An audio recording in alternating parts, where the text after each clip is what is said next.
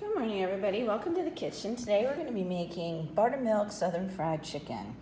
All right, so this was originally for 8 chicken drumsticks, and I don't need. That's when we were cooking for the superintendent student council meeting, and we were doing catering and we were doing large batches.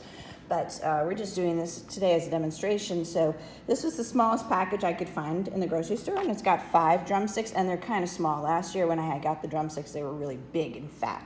So, but also let's look at the price. It's $1.99 per pound, and it's 1.71 pounds. So that's a pretty good buy.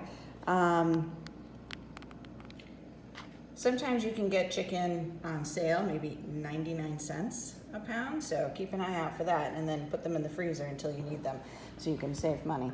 Now these are going to get brined overnight in the buttermilk. Okay, so what is that going to do? Our buttermilk is acidic, so that is going to tenderize our chicken, and that'll make it incredibly juicy. When I made this last time, the chicken was the most tender fried chicken I had ever had. It was amazing. So, I'm definitely going to always do this step whenever I make it, and let this brine or soak overnight in buttermilk. And it'll tenderize the chicken and make it absolutely flavorful and wonderful. So I've got 2 cups of the buttermilk right here. We're gonna pour it in this bowl, and then we can submerge the chicken in it. But we're gonna season our buttermilk. So let's adjust this. We're gonna do 2 cups buttermilk. Originally I said 3 tablespoons of Tabasco sauce for 1 quart. I'm not gonna half it, but I'm gonna do 2 tablespoons of Tabasco.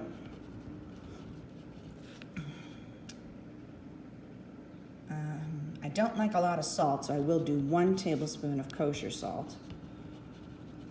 I've got that right here.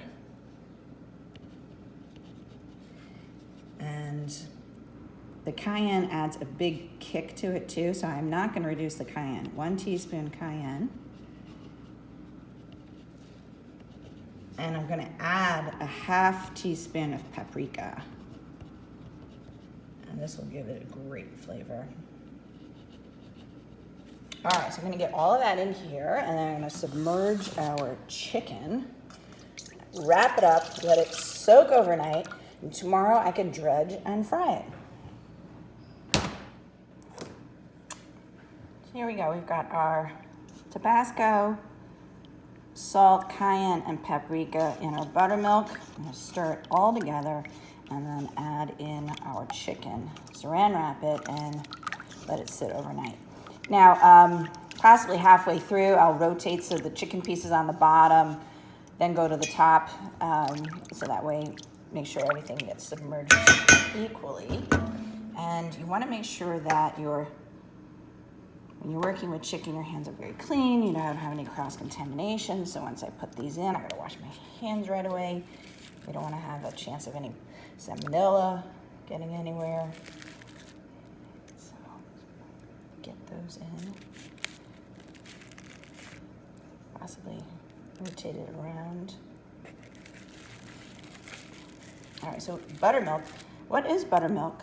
Buttermilk is what's left over when you're making butter. So if you have, let's say you have a quart of whole milk, you could put it into a mason jar, shake it up, keep shaking it until you get a butter solid forming. And the butter solids come together, and then you can squeeze it through a cheesecloth and make butter.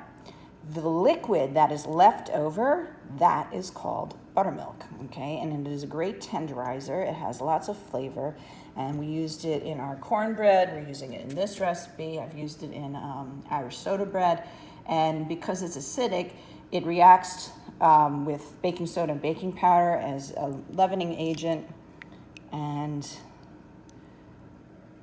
it's obviously tenderizing our chicken here overnight.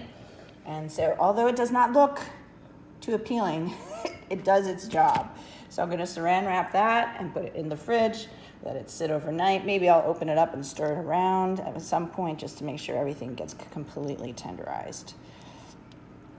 And by adding the seasoning now too, we're gonna impart the seasonings, a little spice into our chicken, and it's gonna taste fabulous. All right, so we're making our buttermilk southern fried chicken now. I've got the chicken in the refrigerator soaking in the buttermilk overnight. I can make my dredging flour now and have that all ready.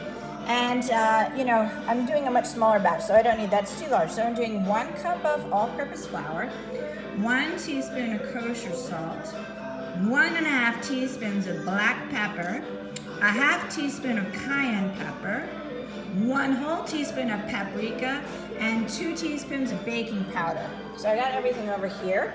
And since this is not a baked good or one of my normal recipes, I'm not overly concerned with measuring and weighing, and just scooping a 1 cup of flour out of the big bin is fine. So kosher salt, we need 1 teaspoon. There we go. And I always prefer to cook with music on in the background.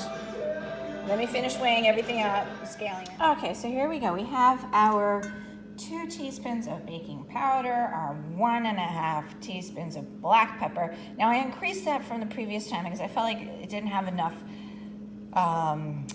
seasoning in it, and I didn't want to put too much heat, because that would be cayenne. I would increase that cayenne, but instead I wanted to put a little more seasoning to it, so I increased the black pepper.